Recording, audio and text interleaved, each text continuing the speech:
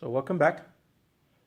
We have another problem here, two more problems in this video, and then I will stop. So we have this is number 46 from the end of chapter. A 1,000 kilogram safe, here it is. It's held by some rope. It's 2 meters above a strong spring. It's 1,000 kilograms, that's 2,200 pounds. It's held above 2 meters above a spring, a heavy-duty spring, when the rope holding the safe breaks. All right, that's the scenario. The rope holding the safe breaks. So what happens to the safe when the rope breaks? Well, the only force acting on it then would be gravity, so it starts to fall. When it hits the spring, there will be two forces on it. There will be the force of the spring trying to push it upward. It doesn't want to be compressed. And gravity wants to pull it downward, as it always does. And so at first you had the tension and gravity, and they were balancing. The tension goes away, and so the safe falls, hits the spring starts to compress. And then it says the spring compresses by 50 centimeters. So let's draw a picture for that. So here is the spring. It's now compressed, and there is the safe on top of it. The top of the spring was here, but now it's here. So what's this point? So I'm calling this 0. This is 2, so this is negative 50 centimeters, or negative 0.5 meters. So minus 0.5 meters. Right? So this is, I would call this here y initial, and this one here is y final. That's the final. And the question is, what's the force constant of the spring? Let's do that. We need to write it down. So what do we have? What kind of interactions do we have? We have the safe falls. When it hits the spring, the safe is interacting with the spring and the earth. So our model here includes the safe, the spring, and the earth. And then there is kinetic energy in the safe, because it's moving. And then there is potential energy between the safe and the spring, and then potential energy due to the interaction of the safe and earth. And so we say, are there any non-conservative forces involved? The answer is no. Spring forces are conservative. The Earth's gravitational force is conservative, and therefore we say the total mechanical energy will be conserved, and we write down the energy at the beginning equals to the total mechanical energy at the end. That's my starting point. And I will use conservation of energy whenever I can. I will use Newton's laws if I can't use this. Okay. But usually when you have springs, gravity, your best bet is probably to use conservation of energy. So there, yeah, let me make that point. Newton's laws, conservation of energy, they're not opposite to one another. You can use both of them at the same time. In fact, the way we got this conservation of energy was starting with Newton's laws, and then we used math also saying path independent or not, path independent forces, conservative, not conservative. Okay. So the total energy at the beginning will include, or possibly include, can include kinetic energy in the mass plus the potential energy in the spring at the beginning, plus the gravitational potential energy at the beginning. And then at the end, you will have the kinetic energy at the end, plus the spring potential energy at the end, plus the gravitational potential energy at the end. Now, I'm taking, this is the beginning, this is the end. At the beginning, the safe drops from velocity equal to 0, and so the kinetic energy at the beginning is simply 0. The mass hits the spring, it will have velocity, but then the spring compresses and compresses till the mass comes to a stop. So at that stopping point, there is the velocity is 0, and so the kinetic energy is also 0. At the beginning, the spring is neither stretched nor compressed, so the spring does not have any potential energy, so that part is 0. At the end, so this equation reduces to this. Now let's write it down. Gravitational potential energy is mgy initial at the beginning. what do we have at the end? Spring potential energy is 1/2 K, and then the compression at the end squared, x squared, by how much it compressed. Actually, since I'm calling it y, so this will be y final. I will write it as y final. That's by how much it compressed. Right? It compressed by this, y final minus 0. And so it's just y final squared. So that's that. Plus the gravitational potential energy at the end, that's mg y final. By the way, it's up to you to define your y and where y equal to 0 is. But it's always a good choice. Maybe I shouldn't say always. Mostly a good choice. Usually a good choice to choose the y equal to 0 when you have vertical springs, or x equal to 0 when the spring is neither stretched nor compressed. That would be a good choice, usually. So I want the force constant of the spring, so let me move this to the other end. And so I would have mg y0 minus y final. So I have mg y0. I would have this mg y0 minus y final equals to 1/2 k y final squared. So let's solve for k. So we get k equal to 2 mg and then y0 minus y final divided by y final squared. Let's plug in the numbers. So I have 2. The mass of the safe is 1,000 kilograms. G is 9.8. Here I have to be careful, because I have a minus sign. The y's could be positive or negative. Y initial is 2 meters. Y final is, it compressed it by 0.5, so negative 0.5. That's why I have to be careful. You might do minus 0.5, but it's actually minus minus. Okay, and then you divide by y final squared. Y final is negative 0.5. But you're squaring it anyways. Minus sign will go away. And we will use the calculator now.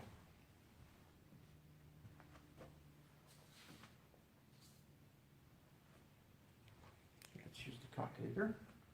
So I will do 2 minus minus 0.5, that's 2.5, so 2.5. And then times 2 times 9.8, and then times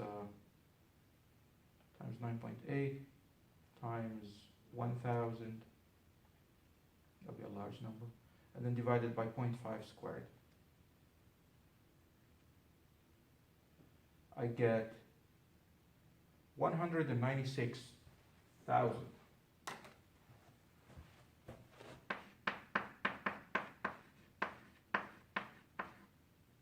Newtons per meter. If you like, 1.96 times 10 to the 5th newtons per meter. And it's a heavy duty spring, so you expect the force constant of the spring to be large, which makes sense. Let me just double check. Yes, that is correct. I have it right. All right. And all right, so let us go to the next example, or the next problem.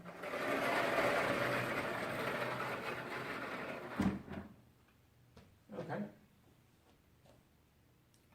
says here the figure, or the spring in the figure has K, the force constant is 1,000. It is compressed by 15 centimeters. So the spring right here is compressed. So somebody compressed it, and you're holding the mass. You let go. The mass launches. So it goes horizontally and then climbs, and then it flies off, and then eventually hits the ground. They say the horizontal surface is frictionless. The spring launches a 200-gram block. The block is 200 grams. Great. That's It's good to know. And then the incline has friction. So this incline has friction, and the coefficient of friction is 0.2. And then it says calculate D. So it will go up the incline. The incline is 2 meters long. So it will go up the incline, and then comes like this, and comes back here. And they want to know what this distance is. Eventually, sure, it will hit the ground. They could have asked, where does it hit the ground? They didn't.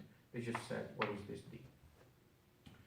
So first, we need to calculate the spring leaves.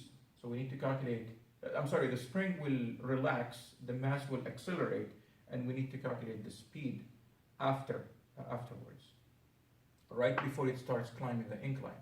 And then what the speed is after it has climbed the incline, at the end of the incline, and then we can worry about this. So we need to worry about this point here. So I will call this point here 0, and then right before it climbs, I'm going to call it point 1. When it gets to here, I'm going to call it point 2, and then when it gets to here, let's call it point 3. So let's go, the energy at point 0 versus point 1.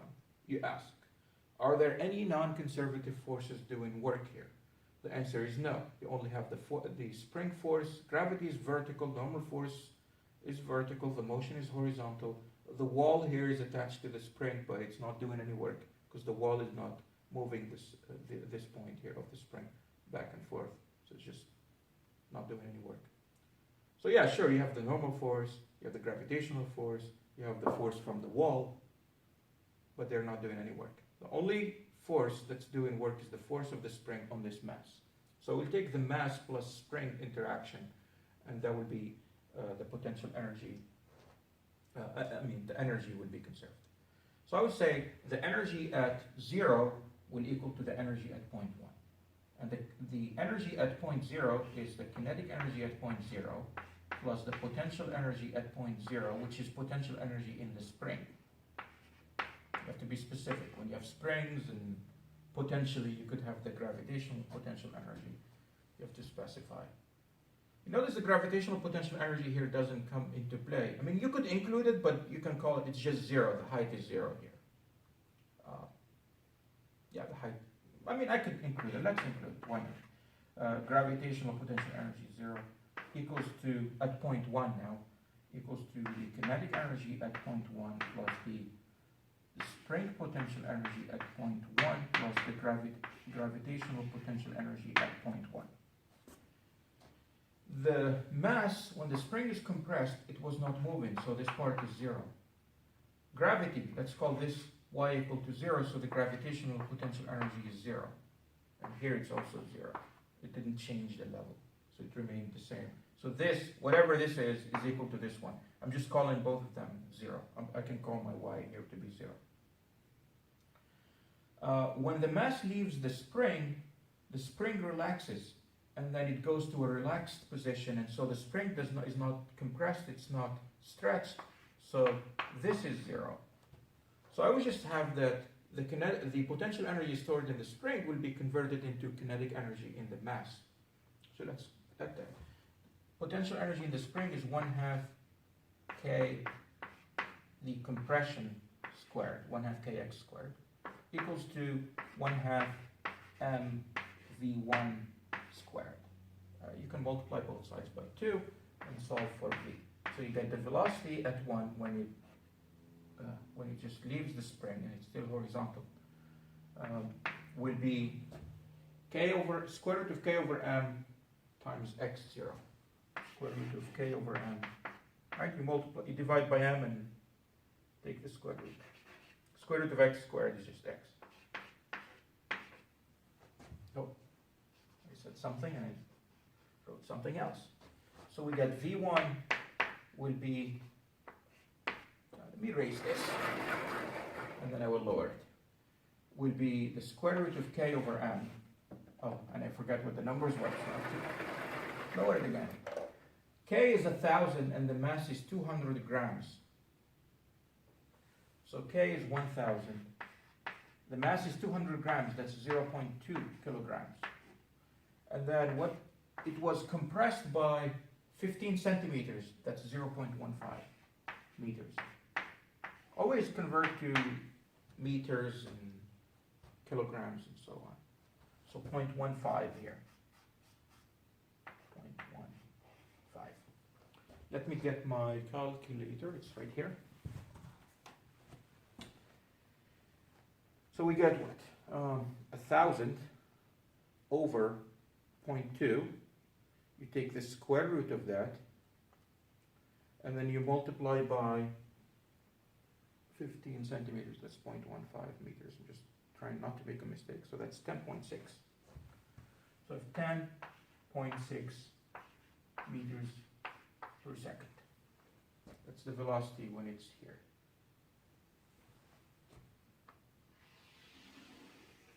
Okay, so now as it starts to climb,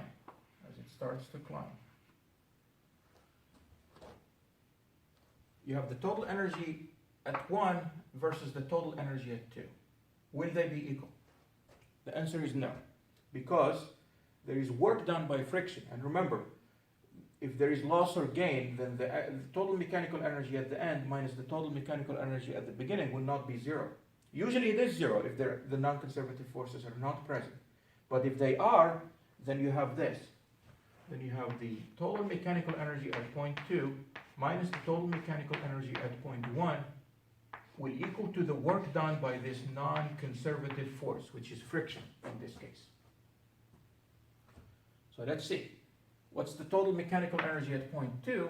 It's the kinetic energy at point 2 plus the gravitational potential energy at point 2. The spring is no longer there. It has 0 potential energy.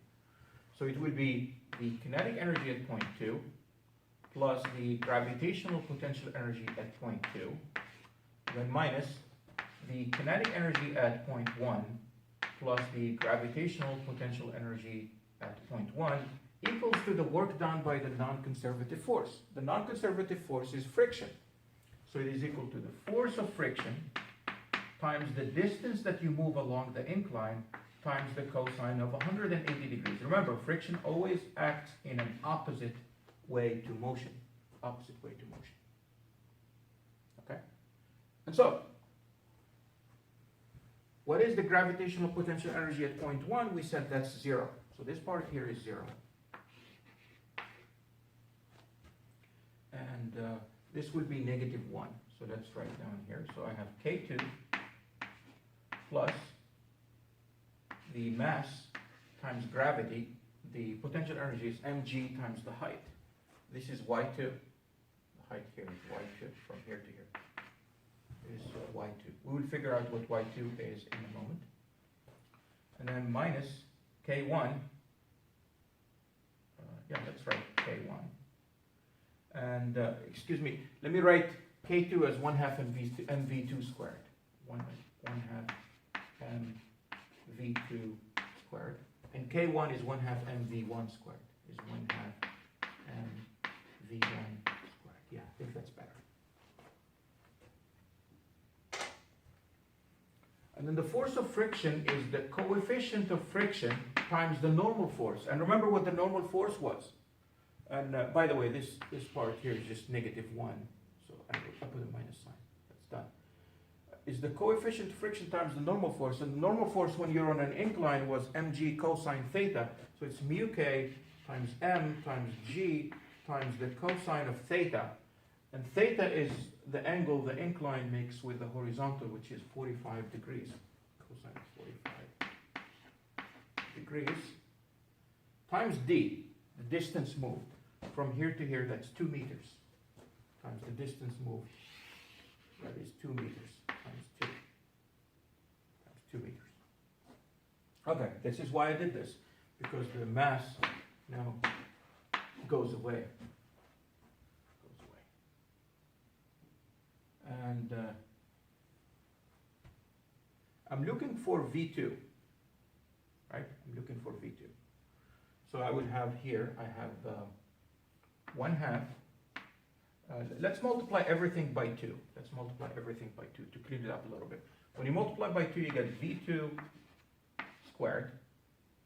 You multiply by 2 here, you get 2G And then what is y2? Y is L, this thing, times the sine of theta, because it's the opposite. This divided by this would be the sine, so the sine times 2 meters would be equal to y. So I would replace y2 by the distance along this way, which is 2 meters, times 2 meters, times the sine of 45 degrees. And then I'm multiplying everything by 2. When you multiply by 2 here, you get just v1 squared equals 2. When you multiply by 2 here, you get 2 times 2, that's 4. So you get negative 4. And then mu k is 0.2. G is 9.8. Cosine of 45 degrees. And this 2, I took care of it. When I multiplied by 2, that's a 4. That's a 4. So let's solve for V2. I let you do that. So V2 will you have to move everything to the other side and take the square root. So let's do that. 2. And then minus 2 times 9.8 times the sine of 45, and then minus 4 times 0.2 times 9.8 times the cosine of 45.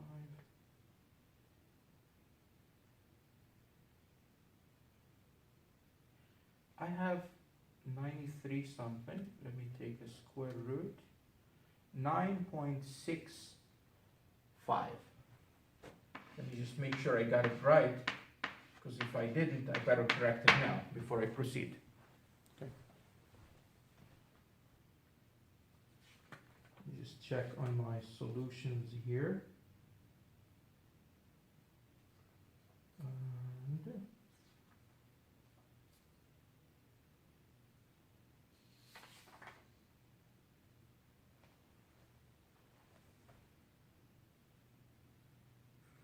Okay, so I made a mistake. When I plugged in my numbers, I didn't multiply by 2 here.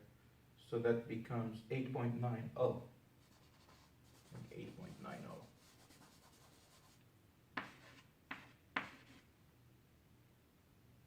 Oh, 1, if you like.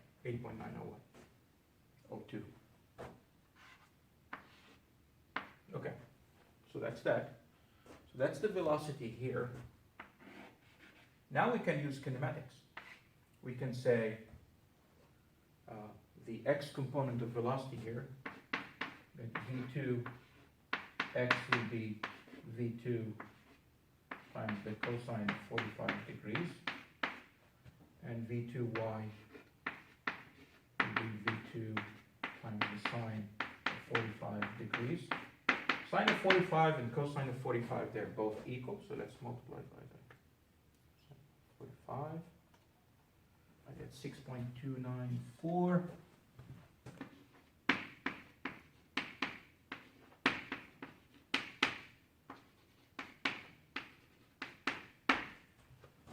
Now, at this point here, it's the same level, so y2 equals to y3. So I'll have, I will use the y equation, use kinematics, so I get y3 will equal to y2 plus the velocity, the initial velocity, which is the Vy at point 2, times the time minus 1/2 of gt squared. But these two are equal. And so you solve for the time, you will get a time equal to 0 and another time. You will get the following. You will get, let's factor a t out, so you get t times, I'm factoring a t out here, Vy2 minus 1/2 of gt equal to 0. So either t equal to 0, well that's the initial, that's at point 2, or t equal to what? So the time we're looking for is when this is equal to 0. So you will get the time will be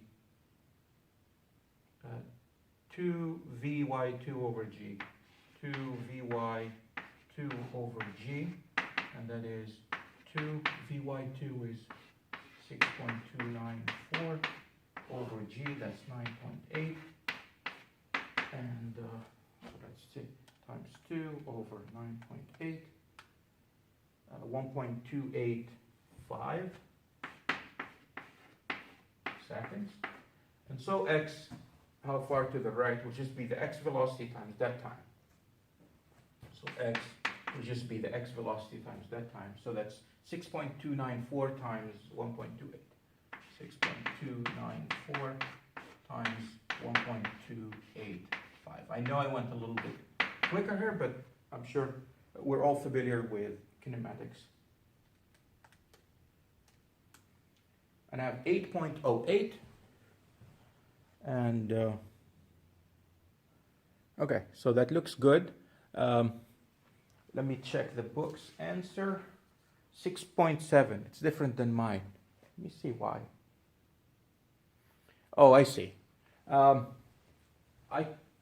think I looked at the picture wrong in the book. The book says this height is 2 meters, not the distance along is 2 meters. So that actually makes life easier. So we did it for assuming that this is 2 meters, so that's fine. So when you do the problem, just make sure that this is not the 2 meters. They want this to be the 2 meters. So that just changes the fact that this is, instead of 2, it's something else. It's 2 times the sine of 45 degrees. Anyways, the essence of it is exactly the same. It's what I'm concerned about is the conservation of energy and how you use it in multiple steps to do problems. Okay, I hope this clarified everything, and that's it. So if you want, you can ignore the book's problem. We have done a brand new problem, which is this is 2 meters. That's all. This is correct if this is 2 meters. The book, if you look at their solution, they assume that this is 2 meters, so this will be longer than the 2 meters. Okay. All right.